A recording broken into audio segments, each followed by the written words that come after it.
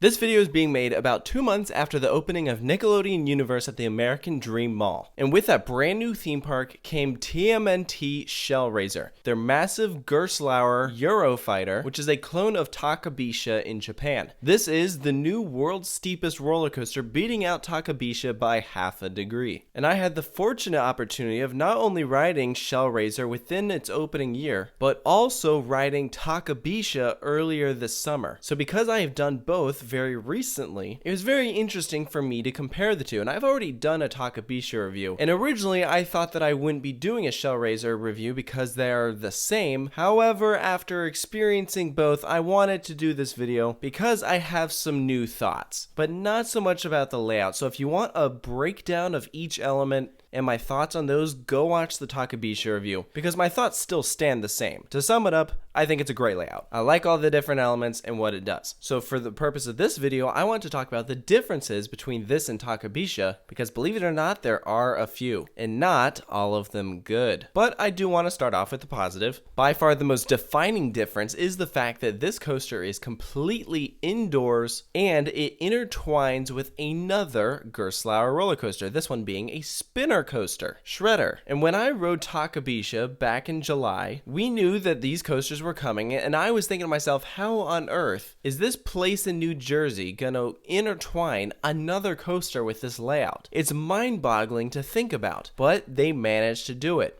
And it's really impressive. It's very crazy looking. There's track going everywhere. And it also acts for a sort of near miss. In particular, when you're going around that world record breaking drop. Part of Shredder's track goes right underneath that drop. And so when you are descending, you feel like the train gets very close to hitting it. And that's something that I did not expect going in, but that was a very pleasant surprise. I was a big fan of that moment. One of the other bonuses that comes with this location is the view. And this is something that everyone talks about when they talk about this coaster. When you go up the vertical lift hill and reach the crest, you stop at this holding break and you can look out through these glass panels and see the New York City skyline. And that is such a cool feature that they were able to position this coaster facing Manhattan. And they give you plenty of time to take in that view. You're actually up on that holding break for what feels like forever. And I will say, actually, I think it's up there for a little too long, if you ask me. Going in, I did not expect them to hold you there for that long, because Takabisha doesn't really hold you at all. Yeah, it slows you down, but it doesn't bring you to a complete stop like this one does. So I thought that was really interesting. I think it has its pros and its cons. The pro is you can really take in that view. The con is, well, let's be frank. If you're scared of heights, in particular beyond vertical drops, you're probably going to want to get down from there as soon as possible. And so if it just holds you up there, well, you're probably gonna be freaking out. Here's one of the other main differences between this and Takabisha, and that is the light package.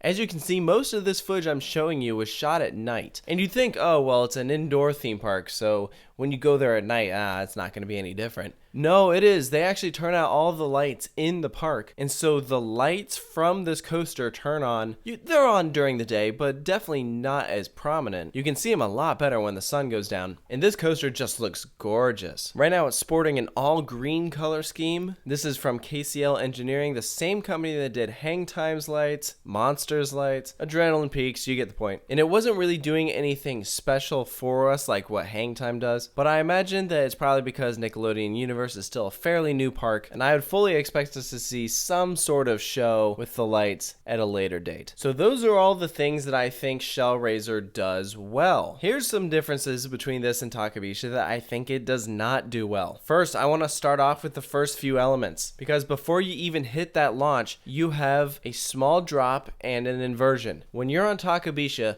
that is completely in the dark and you don't see it coming at all. It acts as a surprise. Here you can clearly see what's about to happen, and I think that really kills those moments. It is so much more fun when it is completely encased in darkness and you don't know what's about to happen. So I did not find those elements as effective. In addition, the launch is just on flat ground. It's not in a tunnel or anything. But I don't think that really takes away from the launch like it takes away from the beginning. The launch is still fine. It's a great launch. Gerstlauer, they do some fantastic launches, really forceful. And you get a lot of hang time on that first element, which is so fun. But there is another main difference that I want to talk about. And this one, I think, is probably the biggest downside with the ride. And that is, this coaster's rough, man. I don't know what the deal is. This thing just opened. It's been open for about 2 months. And let me tell you, this is not a smooth ride. I don't know what the deal is. Because Takabisha was fairly smooth. This ride is a lot rougher. In particular, there's one moment that I wanted to discuss, is when you're coming up out of that beyond a vertical drop,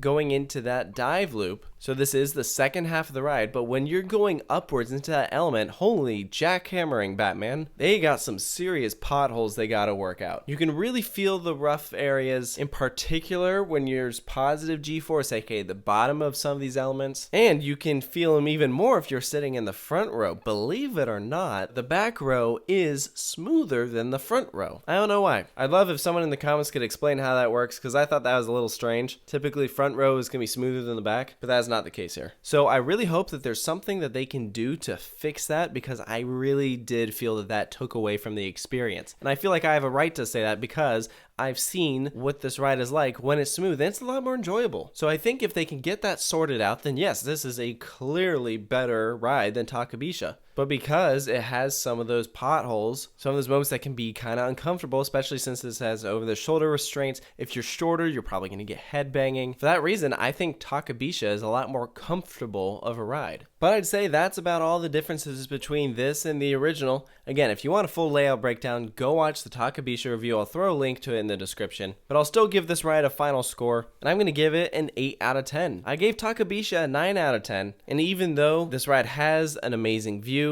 and it has the light package, the indoor factor, at the end of the day, I think it really comes down to a ride experience. And this ride, they have a few things that they need to work on. I'm no rocket scientist, but if a ride just opened, it should not be as rough as it was. But I think assuming they can work that stuff out, get this ride as smooth as Takabisha was, I'll definitely give it a 9 or maybe even a 9.5. But that's going to do it for this review of TMNT Shellraiser at Nickelodeon Universe at the American Dream Mall. Let me know down in the comments below if you've had the opportunity to experience this. Also, if you've ridden Takabisha, I'd love to hear your thoughts on that. And of course, you can stay tuned for more coaster reviews here at Coaster Studios, and I'll see you guys next time.